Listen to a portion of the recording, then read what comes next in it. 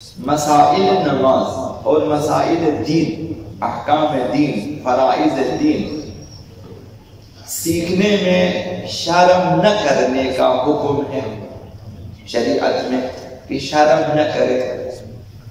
حضرت اعلیٰ امیر المؤمنین علی بن ابی طالب علیہ السلام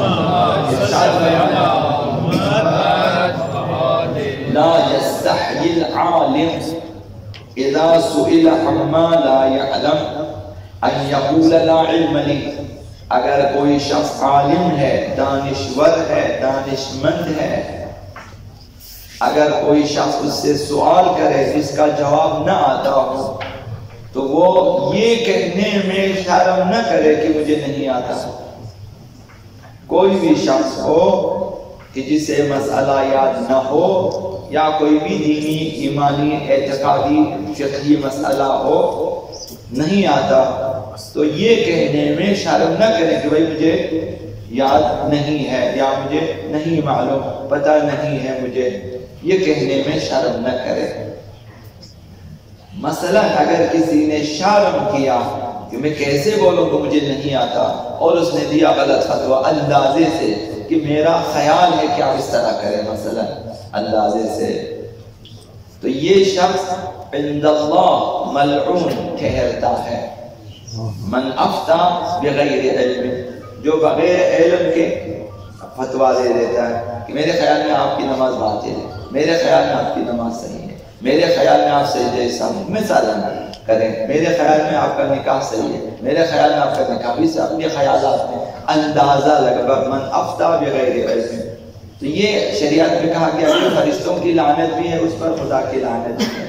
اس لیے فرمایا امیر المؤمنین نے کہ اگر کسی حد عالم بھی ہو، اگر اسے نہیں آتا کوئی مسئلہ تو یہ کہنے میں شرم نہ کرے کہ مجھے نہیں آتا، نہیں معلوم مجھے، یہ شرم نہ کرے۔ اور وَلَا يَسْتَحْيِي الْجَاهِلِ إِذَا لَمْ يَعْلَمْ أَنْ يَتَعَلَّمْ، اگر کوئی شخص نادان ہے، نہیں جانتا ہے، وہ کوئی علمی مسئلہ ہے، کوئی فقہی مسئلہ ہے، نہیں جانتا تو وہ جو ہے سیکھنے میں شرم نہ کرے، کسی سے بھی سیکھے جو سکھا سکتا ہو، صحیح سکھا سکتا ہو، اس سے سیکھنے میں بالکل بھی شرم نہ کرے۔ شرم کیا ہے؟ جس کو ہم کہتے ہیں حیا۔ حیا کیا ہے؟ نفسانی ایک حالت ہوتی ہے، انسان کے اندر ایک نفسانی حالت ہوتی ہے جو انسان کو برے اعمال سے، ناشائستہ اعمال سے روک دیتی ہے، لیکن وظائف شرعیہ میں حیا کا کوئی مطلب نہیں ہے۔ وظائف شرعیہ میں آپ حیا نہیں کر سکتے۔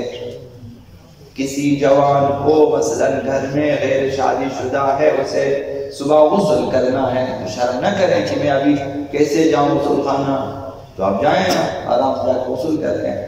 وظیفہ شرعی میں جو ہے وہ حیا نہ کریں، شرم نہ کریں۔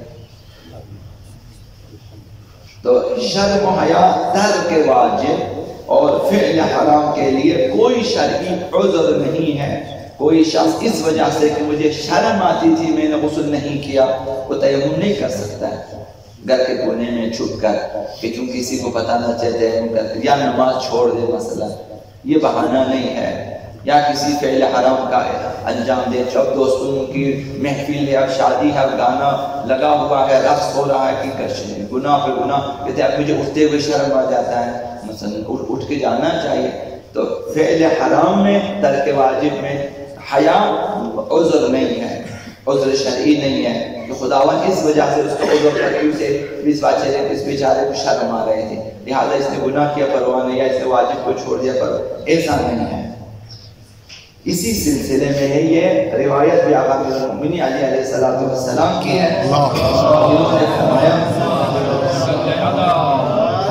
چند خواتین آ گئیں پیغمبر اسلام کی زوجہ کے پاس، کسی ایک زوجہ کے پاس، اور کہا کہ ہمارے کچھ مسائل ہیں، ہم بیان کرنا چاہتے ہیں جو ہیں، لیکن ہمیں شرم آتی ہے کہ ہم پیغمبر اسلام کے سامنے کیسے بیان کریں۔ تو ان کی زوجہ، پیغمبر اسلام کی زوجہ جا کر پیغمبر اسلام کہا کہ چند خواتین ہیں، ان کے کچھ مسائل ہیں لیکن وہ بیان کرنے سے مثلا شرما رہی ہیں، تو کیا کریں؟ یہ جواب ہے پیغمبر اسلام کا کہ لیسألن عما شئنا، یہ خواتین جو چاہے پوچھیں، سوال کریں مجھ سے، فإن اللہ لا یستحیی من الحق، خداوند متعال حق کے سلسلے میں جو ہے شرم نہیں کرتا. یعنی خداوند متعال کی طرف سے ایسا نہیں ہے کہ بندہ بولے یار ابھی کیسے میں بیان کروں، حیض کے مسائل، نفاس کے مسائل، مثلا استحاضہ کے مسائل، مثلا جنابت کے مسائل، مثلا شادی ازدواجی تعلقات کے مسائل کی اب شرم آتے ہیں. عذر شرعی نہیں ہے، خداوند اس میں شرم نہیں کرتا.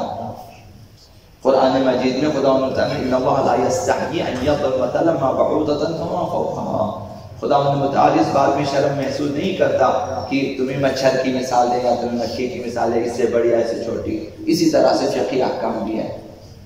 تو لہذا پیغمبر اسلام نے فرمایا لا یستحیی الشیخ ان یتعلم العلم، بوڑھا شخص بھی، شیخ یعنی بوڑھا سن رسیدہ شخص، فرمائے سن رسیدہ شخص بھی شرم نہ کرے ان یتعلم العلم، کہ وہ بھی علم سیکھیں، علم سیکھنے میں شرم نہ کرے کہ میں بوڑھا ہوں. کما لا یستحیی ان یاکل الخبز، فرمایا کہ جس طرح روٹی کھاتے ہوئے شرم نہیں آتی، شرم نہیں آتی بوڑھے روٹی کھا لیتے، جب روٹی کھاتے ہوئے شرم آتی، علم دین سیکھتے ہوئے کیوں شرم آ جاتی ہے؟ شرم آنے نہیں ہونی چاہیے. فرمایا جس طرح جو ہے سن رسیدہ افراد کھانا کھاتے ہیں اور روٹی کھاتے ہیں شرم محسوس نہیں کرتے، اسی طرح علم دین سیکھنے میں بھی شرم محسوس نہ کریں. یہ ایک کسی سے بھی سیکھیں، اور خصوصی طور پر کہ سن رسیدہ شخص کم سن افراد سے سیکھنے کے سلسلے میں بھی فرمایا ہے کہ لا یستحیی الشیخ، شیخ یعنی سن رسیدہ شخص حیا نہ کرے، شرم نہ کرے، ان یجلس الی جنب الشباب، کہ وہ کسی جوان کے پاس بیٹھے، فیتعلم منہ، اور اس جوان سے علم سیکھے، اس میں شرم نہ کرے کہ چونکہ میری داڑھی سفید ہو چکی ہے اب میں کیسے سیکھوں. یہ بہرحال شریعت نے اس طرح سے حکم دیا ہے کہ کوئی بوڑھا ہے اگر یاد نہیں ہے تو کسی جوان کے پاس بیٹھیں، اگر آپ کی قراءت صحیح نہیں ہے کسی جوان قاری کے پاس بیٹھیں، اپنے قراءت درست کریں. کوئی شرم کی بات نہیں ہے، نہ آپ کی عزت میں کمی آئے گی نہ آپ کے احترام میں کمی آئے گی. وہ قاری بھی آپ کا احترام بھی کرے گا اور آپ کو سکھائے گا بھی. قراءت ٹھیک کریں، اپنی اذانیں ٹھیک کریں، اپنی تحقیقات ٹھیک کریں.